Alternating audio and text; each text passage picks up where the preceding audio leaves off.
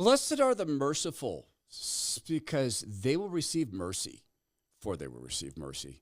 Matthew 5:7. I'm going to try to be merciful as we talk through figurehead Biden, the 2025 Project 2025, and the decision that the Trump campaign made to distance themselves from this. Wise as a serpent, gentle as a dove, I guess, distancing themselves from a perfectly reasonable 900-page plan that the left has succeeded in panicking people about. Bethany Mandel on Twitter points something out about the New Republic's image.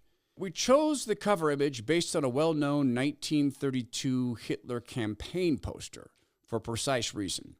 That anyone transported back to 1932 Germany could very, very easily have explained away Herr Hitler's excesses and been persuaded that his critics were going overboard. And the title says, American Fascism. What would it look like?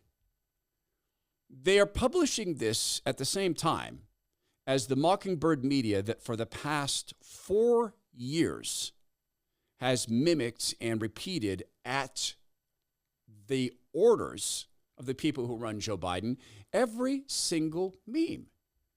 It's a conspiracy theory that Joe Biden has slowed down at all. He's vigorous. After all, he rides bicycles. They have repeated every single meme. That was the safest, most secure election in history. Really, what was second place? They've repeated every single statement. The science is clear and unanimous. Stay home and stay safe.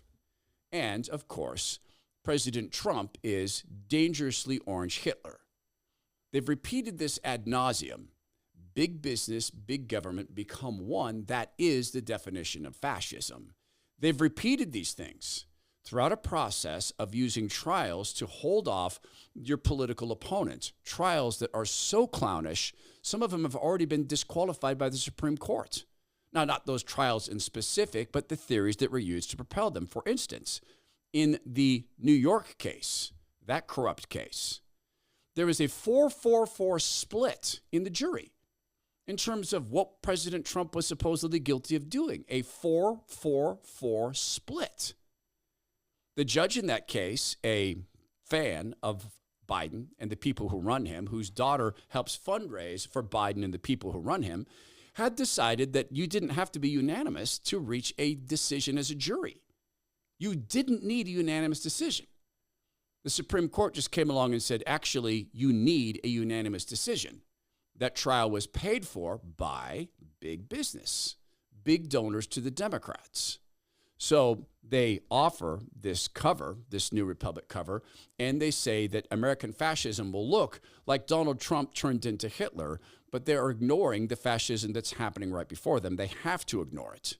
The Mockingbird media, the medical establishment, the media establishment, academia, all forms of big business, all tied into government, all doing the will of government, which seems to me to be the very definition of fascism. But it's Project 2025 about which we're to panic. This is a meme that had huge coverage in leftist social media. No day one dictator, stop Project 2025. Project 2025 is the 887-page GOP master plan for replacing our democracy with a white supremacist Christian theocracy, financed by the Heritage Foundation and written by a coalition of more than 75 extreme right-wing organizations. Project 2025 openly calls for dismantling our federal government and giving supreme powers to Republican president, ideally Donald Trump. So what does it actually do? We'll talk about that in a second. Project 2025 is not theoretical. Billionaire-backed right-wing operatives who are identifying and training 20,000 Trump loyalists now to take the reins of government. Where chaos defined Trump's first term, the next GOP presidency will be a disciplined, coordinated implementation of a Christian nationalist agenda. What are these Christian nationalist agendas? Here's what they say in this meme. Federally criminalize abortion. That's already been done in the Roe versus Wade decision. It's down to the states. President Trump said he would not sign a national abortion ban. Roll back all gains in racial equality. The dictator, well, Biden, the people who run him, they've rolled that back. We have seen the employment rate for Black Americans plummet. We've seen the support for President Trump triple among black Americans. We've seen the murder rate, black on black, young black men killing young black men, skyrocket. We've seen the economic well-being of black families in cities being sacrificed to illegal immigrants. So again, back to the plan. Eliminate all climate change mitigation, which isn't in fact mitigating anything. Strip LGBT, so-called T and Q plus people of their rights and criminalize trans people. It will be illegal. It will be illegal to believe you're a woman when you're actually a man. They'll put you in prison for that. Does anyone believe that? These people do. Create mass detention camps and deport hundreds of thousands of non-U.S. citizens. No. Deport illegal immigrants, something the American people truly support when the question is asked in a fair sense. Decimate union worker rights. How? There's an established right to form a union. How would it decimate it? Use military to repress protests on our shores? I don't see anything in the Heritage Plan to use the military to do that. End assistance to poor and working class people. This is what we're to panic about. This is Project 2025. I was talking to some people today and we were talking about how to win the election in November. And I said, well, one thing we need to do is more messaging. For example, did you know that only 1 in 4 Americans have ever heard of Project 2025? 1 in 4. I said, do you know what Project 2025 is? You know, it's the plan that Republicans have in place that they're going to execute in the first 180 days if Trump is elected. And they were like, yeah, kind of, but can you give us some talking points? And I was like, okay, sure. So here they are in case they help you. And caveat, of course, before I start, Project 2025 is a very long document. And so to give like a 2-minute little spiel on it is hard, but I'm going to try. If you're talking to a friend on the street corner and you just want to give them the highlights, try this. So you can start by saying something like, did you know that there is a large group of billionaire right-wing Christian nationalists who has put together a blueprint for the next Republican president, which will assumedly be Trump? It's called Project 2025. It's 920 pages long, and it is a thorough plan for how they're going to change the country fundamentally to a place that is unrecognizable to almost all of us. Project 2025 is basically a plan for systematically taking apart the federal government, which means that all of the things we rely upon in the federal government, Social Security, Medicare, veterans benefits, the EPA, workers' protections, all those things dismantled. Project 2025 has a very clear plan to extend the powers of the executive branch and give the president the powers of basically an autocrat. Okay, so let's pause. The criticisms they're making of Project 2025 are, believe it or not, that Project 2025 puts the bureaucratic branches under the control of the president,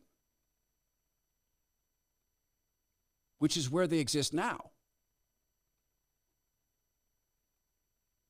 Congress made a terrible mistake empowering these branches, these departments, these bureaucracies, and they report up in through the president, hence cabinet positions.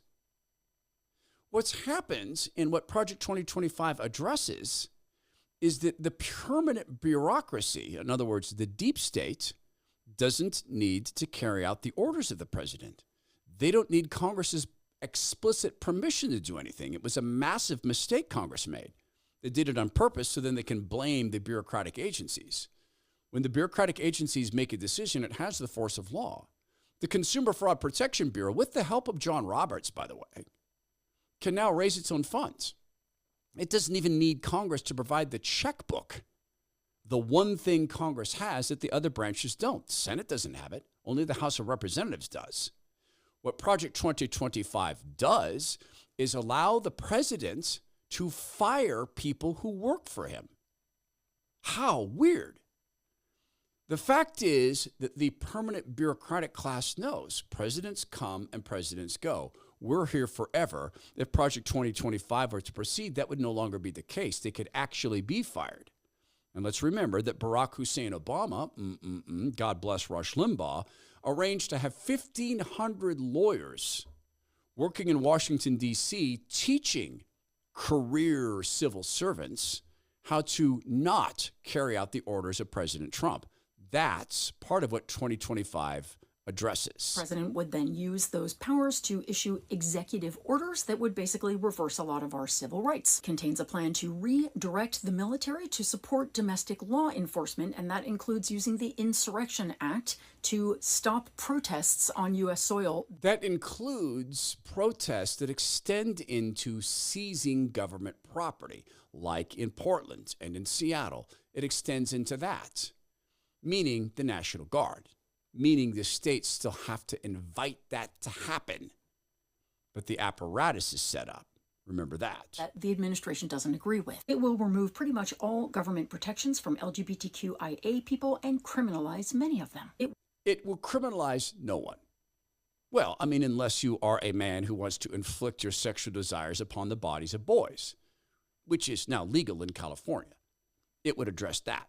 Will reverse racial equality, attack diversity, and reverse all environmental gains. It will replace secular education with a Christian theocracy, and there is a specific plan. They intend to do away with the Department of Education, which should be done away with. It should be at the state level. The national groups, the Department of Education in Washington, D.C., has no reason to exist other than to impose the will of the bureaucratic class. In other words, again, the deep state. So this is an effective video because it's gotten people panicked about Project 2025, so much so that the people who are running President Trump's team decided to distance themselves from it so he can disavow.